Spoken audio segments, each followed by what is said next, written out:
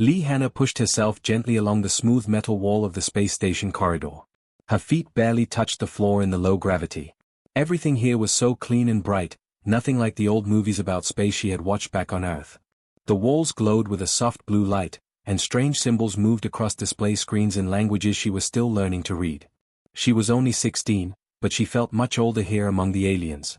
Earth had chosen her carefully for this program. She was smart, curious, and most importantly, she genuinely wanted to understand the other species in the galaxy. Her dream was simple: study how different creatures lived and maybe help humans and aliens become better friends. The station was huge, bigger than any building on Earth. It spun slowly around the red star Kepler 442, and through the big windows Hannah could see other young aliens from dozens of different worlds.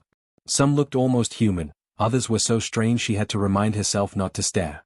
There were creatures with too many arms, beings made of what looked like living crystal, and others that seemed to shift and change shape as they moved.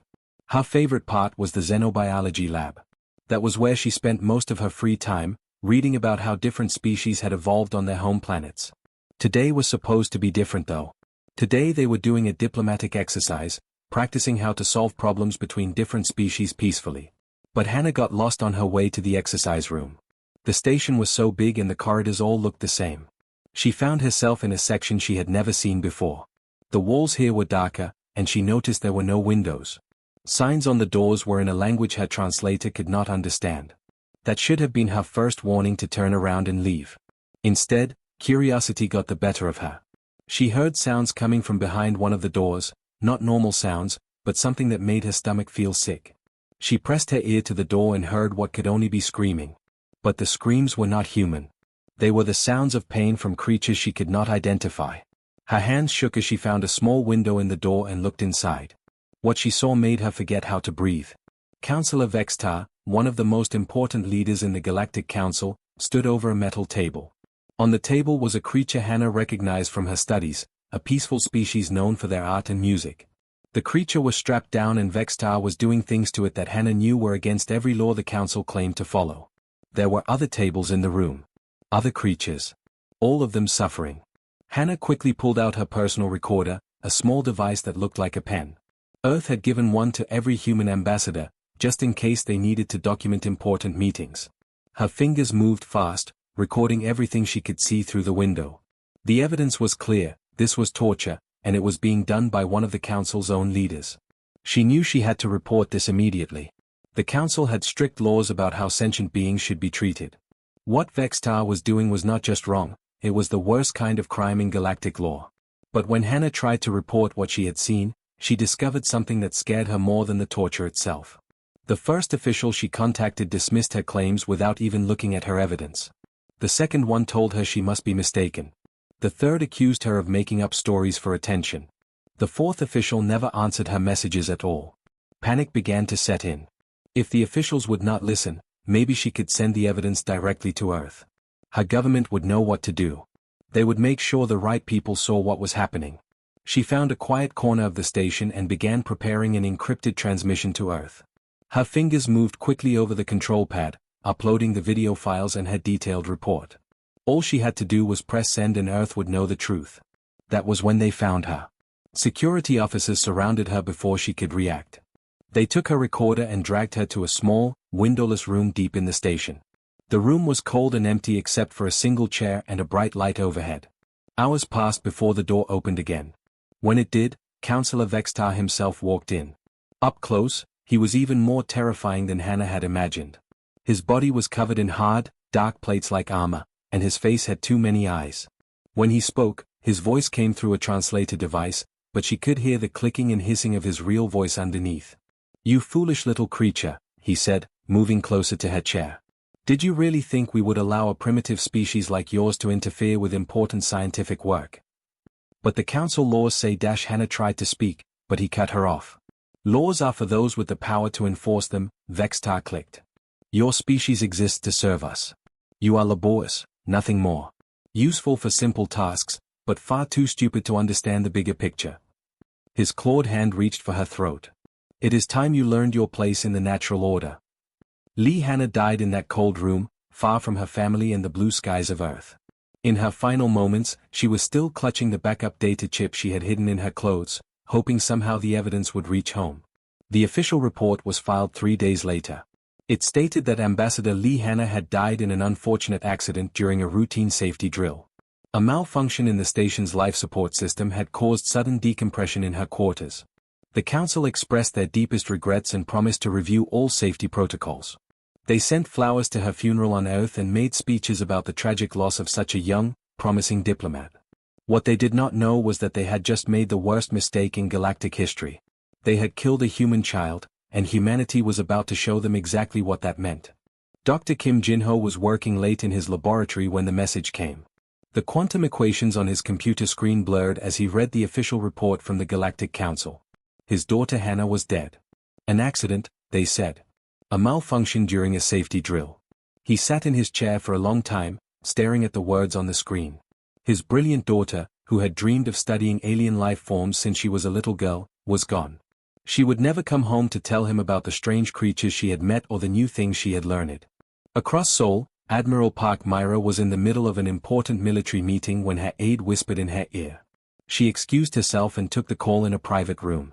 When she heard the news, her face did not change, but her hands clenched into fists. Hannah had not been her daughter by blood, but all the young ambassadors were like children to her. She had personally approved Hannah's selection for the program. The two parents had never met before, but grief has a way of bringing people together. Within hours, they were sitting in a secure government building, along with other officials who needed to know what had really happened. Earth's public response was exactly what everyone expected. Ambassador Choi Dae-ho appeared on news broadcasts, speaking in a calm, sad voice about the tragic accident. He thanked the council for their condolences and asked for a full investigation into safety procedures at the station. He spoke of humanity's continued commitment to peaceful cooperation with alien species. But behind closed doors, very different conversations were happening. Dr. Kim Jin-ho had connections that most people did not know about. His work on quantum physics was not just academic research. For years, he had been part of a secret program that studied alien technology and found ways to improve it. Every device Earth had given to the Council contained hidden elements that even their best scientists could not detect. The official story does not match the data, he told the room full of government officials. His voice was quiet, but everyone could hear the pain in it. Hannah's personal device was actively sending information when she died. She was not in her quarters during a safety drill. She was somewhere else, doing something that someone did not want her to do. Admiral Park leaned forward in her chair. She had spent 30 years in the military and knew how to read between the lines of official reports. What kind of information was she sending? We cannot tell yet. But we can get it back. Dr. Kim looked around the room. Every device we gave our ambassadors has quantum entanglement capabilities. We can access the data remotely, even if the device is destroyed. Dr. Lee Sunyo, a small man with thick glasses, spoke up from the corner. The quantum protocols are already in place. We have been very careful not to show the aliens everything we can do. They think our technology is simple, basic. They have no idea what we are really capable of. Over the next few weeks, something strange began to happen. Earth started to pull back from all its agreements with the Galactic Council. Human workers at joint research stations received orders to return home immediately. Trade deals that had taken months to negotiate were suddenly put on hold. Messages from Earth became less frequent, then stopped completely. To the alien species in the Council, this seemed perfectly normal. Humans were young and emotional. Of course they would need time to grieve after losing one of their children. The aliens had seen this kind of behavior before from other species. Give them a few months, maybe a year, and they would be ready to cooperate again. What the aliens did not know was that Earth's silence was not about grief. It was about preparation. In secret facilities hidden around the world, thousands of humans worked day and night on a project that would change everything. Scientists studied every piece of alien technology they had ever encountered. Military strategists planned operations that no one had ever attempted before. Computer experts analyzed data streams that most people could not even imagine. The truth was that humanity had been playing a much longer game than anyone realized. From the very first contact with alien species, Earth's leaders had been careful and suspicious. They remembered their own history, how advanced civilizations had often conquered and enslaved less developed ones. They were not going to let that happen to humanity. Every gift Earth had given to the Council contained hidden elements. Every shared technology included quantum markers that could be activated remotely. Every cooperative project had been designed to give humans access to alien systems while keeping Earth's true capabilities secret. For years, these quantum markers had sat dormant, invisible to alien scientists. They were like seeds planted in a garden, waiting for the right conditions to grow. Now, with Hannah's death, those conditions had arrived. Dr. Kim worked 18-hour days, driven by grief and anger. His daughter had believed in cooperation and friendship between species. She had died because she tried to do the right thing. Now he would make sure that her death meant something. Admiral Park coordinated with military units around the world. Ships that had been disguised as research vessels revealed their true purpose. Satellites that appeared to be for communication began transmitting very different kinds of signals. Weapons that the aliens did not know existed started coming online. The Council species continued to send messages expressing their sympathy and asking when normal relations would resume. They received polite responses that said nothing important. Earth appeared to be mourning, possibly falling into isolation the way young species sometimes did. They had no idea that humanity was preparing to show them what happened when you killed a human child. The quiet before the storm was ending, and the storm that was coming would reshape the galaxy forever. In laboratories and command centers across Earth, humans worked with the focused intensity of a species that had been pushed too far. They had tried cooperation. They had tried friendship. Now they would try something else entirely. The galaxy was about to learn that humanity's greatest strength was not their technology or their weapons. It was their absolute unity when someone threatened their children. The data came slowly, piece by piece, through invisible channels that cut across space itself. Dr. Kim Jin-ho sat in his laboratory, watching his daughter's final moments play out on the screen. The quantum connection to her personal device had worked perfectly, bringing back every detail of what had happened to her. What he saw made his blood run cold. Hannah had not died in an accident. She had been murdered by Counselor Vextar himself, killed for trying to report horrible crimes she had witnessed. The recording showed everything, the torture chambers, the innocent creatures being hurt, and Hannah's brave attempt to get help. It showed Vextar's clawed hand around her throat and his cruel words about humans being nothing more than useful workers. But that was just the beginning. President Yoon Mi-rae sat deep underground in a secret chamber beneath Seoul. The room was filled with the most important people in Earth's government, all of them staring at screens full of stolen alien data. The quantum markers that Earth had hidden in their technology gifts were finally paying off. They were pulling massive amounts of information directly from Council computer systems. Dr. Bae Hyun-woo, a thin man with tired eyes, read from the classified documents they had recovered. His voice shook as he spoke. "Project Workforce," he said. "That is what they call us. Not partners. Not allies. We are Project Workforce." He scrolled through the alien files, translating as he went. Phase 1 was integration and evaluation of human capabilities. They wanted to see how smart we were, how useful we could be. Phase 2 is resource extraction and population management. They plan to take everything valuable from Earth and control how many humans are allowed to live. The room was completely silent except for the soft humming of computers working to decode more alien secrets. Dr. Bae's face went white as he read the final part. Phase 3 is complete subjugation or elimination. If we become too difficult to control, they will simply kill us all. No one spoke for a long time. The truth was worse than even their most suspicious leaders had imagined. Earth had not been invited to join the Galactic Council as equals. They had been marked as a species to be enslaved and eventually destroyed. Admiral Park was the first to break the silence. "They never intended us as equals," she said quietly. "From the very beginning, we were always meant to be slaves." Dr. Kim looked up from his daughter's final recording. Hannah died because she saw too much. She discovered their torture chambers and tried to report it. But I think there is more to it than that. They killed her to test us. They wanted to see how humans would react when one of our children was murdered. President Yoon stood up slowly. Her decision was already made. Then let us show them what humanity does when someone threatens our children. What happened next had never been seen before in galactic history. Within 72 hours, every single human in Council space simply vanished. Not dead, not captured, just gone.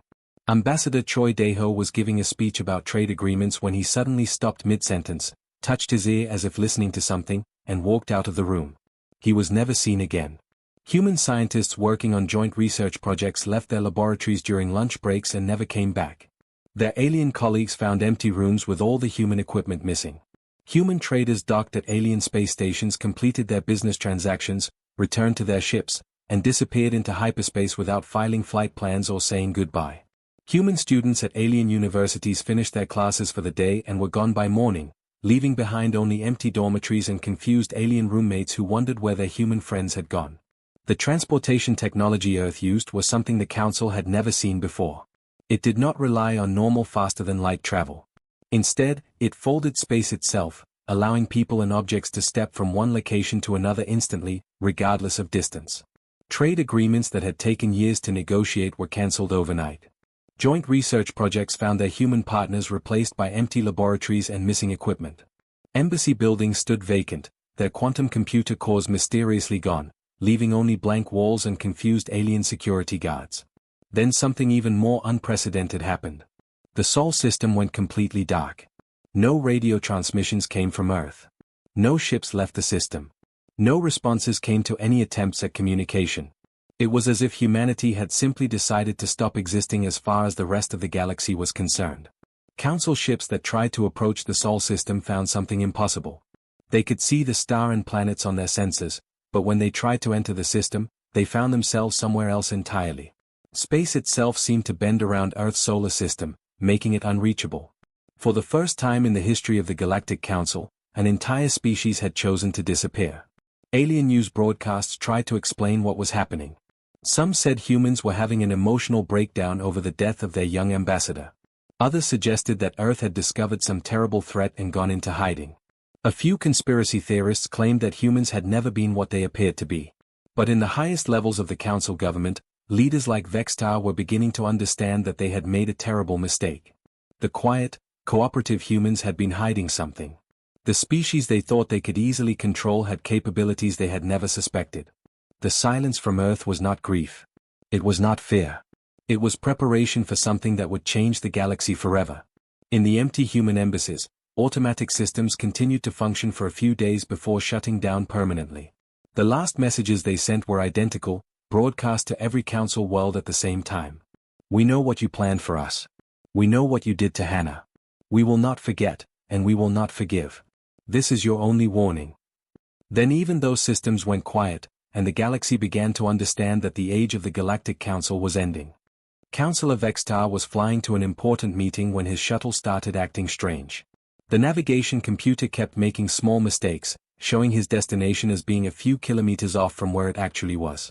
Nothing serious, just annoying little errors that his pilot had to fix by hand. Probably just needs a software update, the pilot said, tapping buttons on the control panel. These human-made navigation chips have been acting weird lately.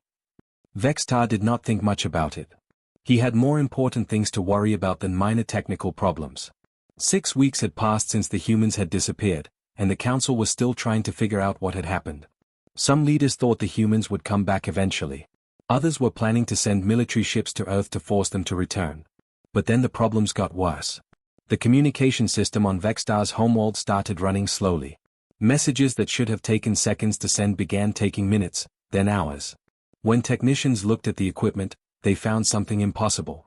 The quantum processors that ran the communication network were breaking down in ways that made no sense.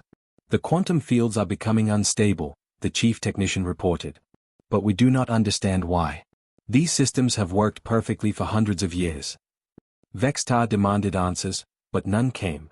Similar problems were being reported all across Council space. Spaceships found their engines failing for no reason. Planetary defense systems shut down without warning. Life support systems and space stations required constant repairs to keep working. At first, the problems seemed random. A communication satellite would stop working here, a power station would fail there.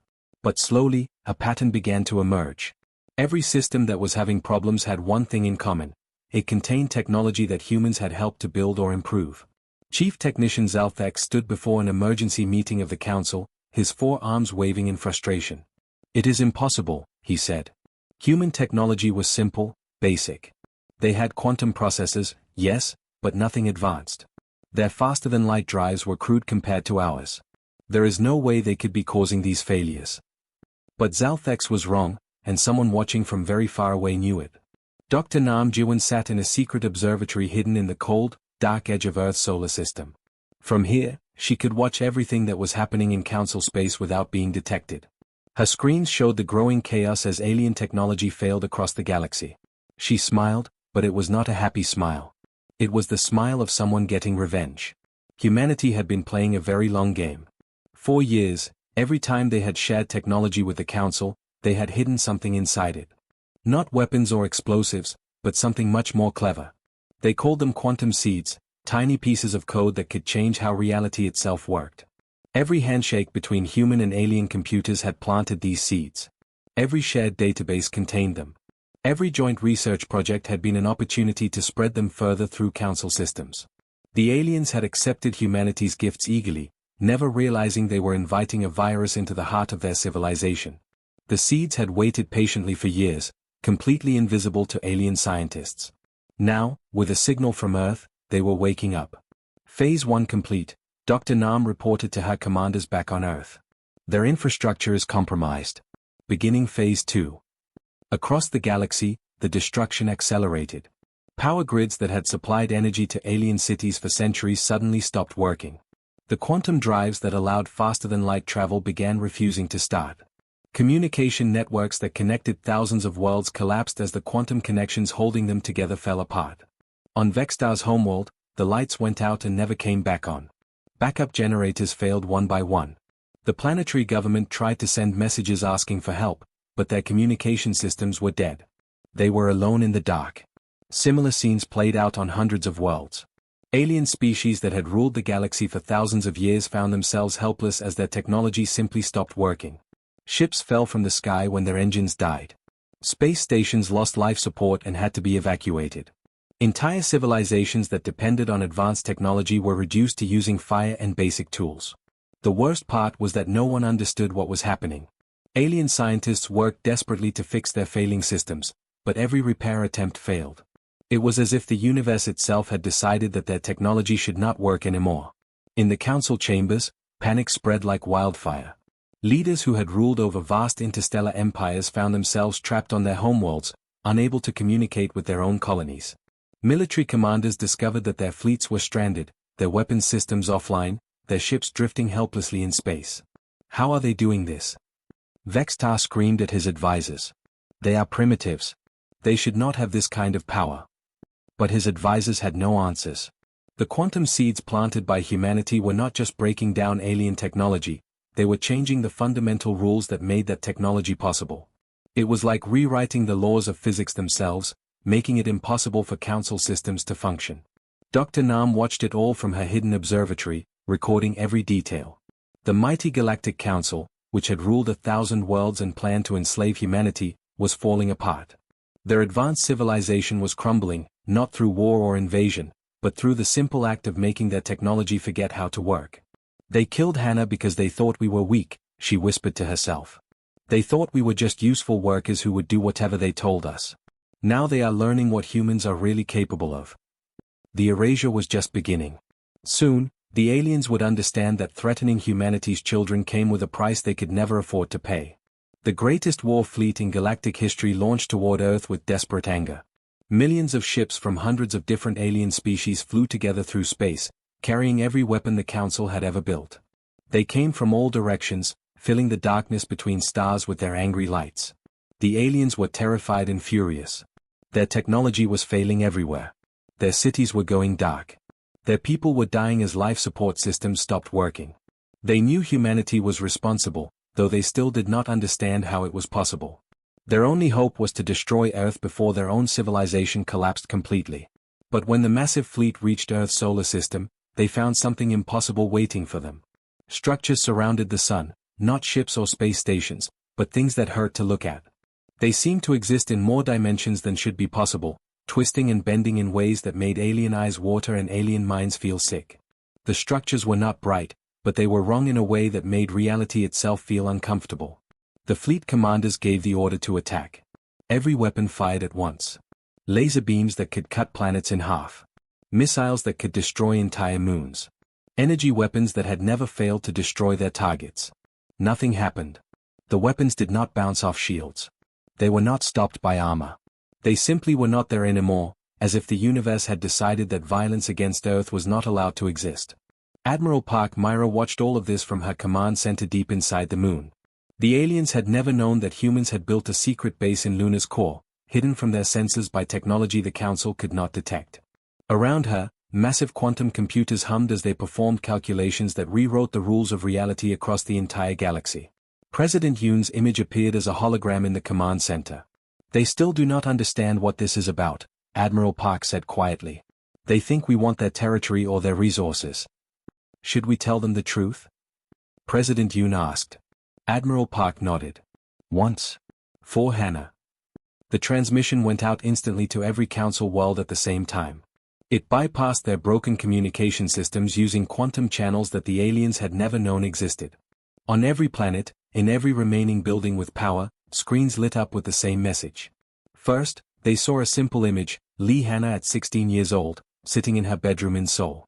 She was laughing as she looked at star charts, dreaming of the day she would travel to alien worlds and make friends with creatures from other planets. She looked so young and happy, so full of hope for the future. Then came her voice, recorded in her final moments before death. "I just wanted to help them understand us. I thought they wanted to understand too." The words were heartbreaking in their innocence.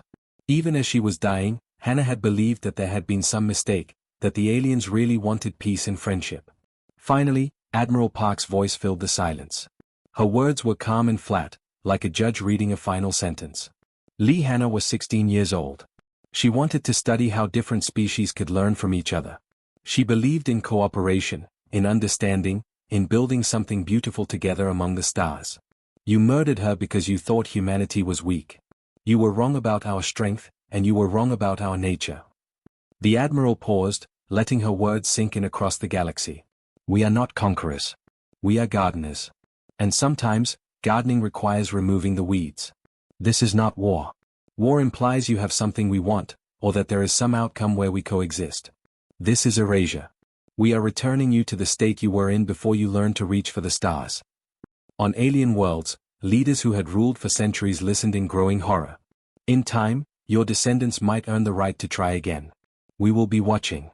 We will remember Hannah. We will forget you." The transmission ended, and the final phase began. What happened next was unlike anything ever seen in the history of the galaxy. Reality itself began to edit out alien technological civilization.